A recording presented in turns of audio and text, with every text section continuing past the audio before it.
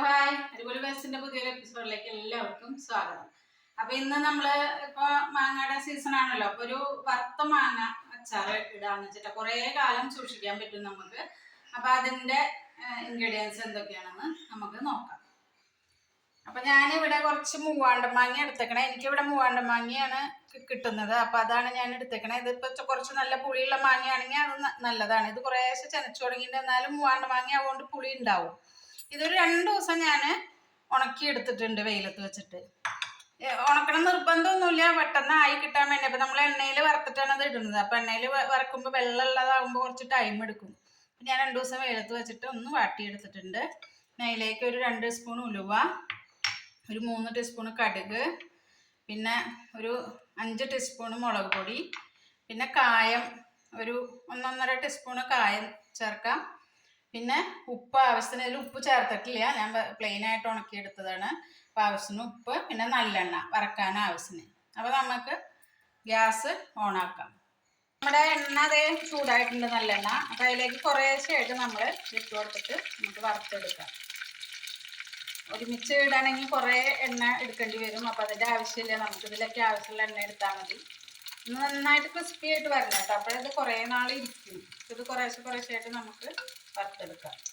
നമുക്ക് ഈ ഉലുവയും കടുകും ഒന്ന് ഡ്രൈ റോസ്റ്റ് ചെയ്തിട്ട് പൊടിച്ചെടുക്കണം. തരിതരിങ്ങനെ പൊടിച്ചെടുക്കണം. അപ്പം അതിനൊന്ന് ഡ്രൈ റോസ്റ്റ് ചെയ്തെടുക്കാം. ഈ കടുകും ഞാൻ ഇട്ട് കൊടുക്കുന്നുണ്ട്. ഒന്ന് റോസ്റ്റായി വരട്ടെ. ഉലുവയും കടുകും ആയിട്ടുണ്ട്. അപ്പോൾ ഇത് ഒന്ന് തണുത്ത് കഴിഞ്ഞാൽ നമുക്ക് പൊടിച്ചെടുക്കാം. മാങ്ങ നല്ല ക്രിസ്പി ആയിട്ട് വന്നിട്ടുണ്ട് കേട്ടോ. ഇതാണ് അതിൻ്റെ പാകം.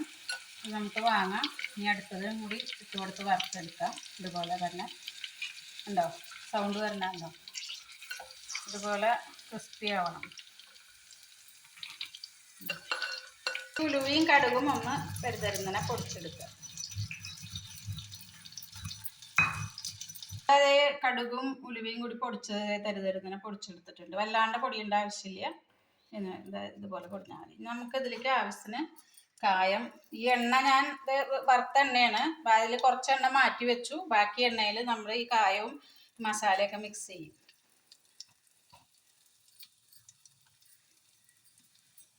നമ്മളിവിടെ വളരെ കുറച്ചേ ഉണ്ടാക്കുന്നുള്ളൂ. അതിലേക്ക് മുളക് പൊടി മിക്സ് ചെയ്ത് കൊടുക്കുന്നുണ്ട്.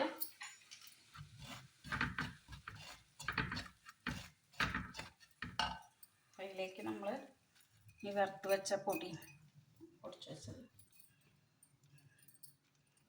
പിന്നെ ആവശ്യത്തിന് ഉപ്പും കൂടി ചേർത്ത് കൊടുക്കാം. ഞാൻ ഉപ്പ് പൊടിയെടുക്കണം, എന്ന് വെച്ചാൽ കല്ല് ഇതിലിട്ട് കഴിഞ്ഞാൽ ചിലപ്പോൾ വെള്ളം ഇറങ്ങും. അതുകൊണ്ട് പൊടിയാണ് ചേർക്കണേ. ഉപ്പ് വേണമെങ്കിൽ നോക്കിയിട്ട് പിന്നെ ചേർത്ത് കൊടുത്താൽ. ഇതൊക്കെ കൂടി മിക്സ് ആക്കിയിട്ട് അതിലേക്ക് ഈ മാങ്ങയും കൂടി മിക്സാക്കാം.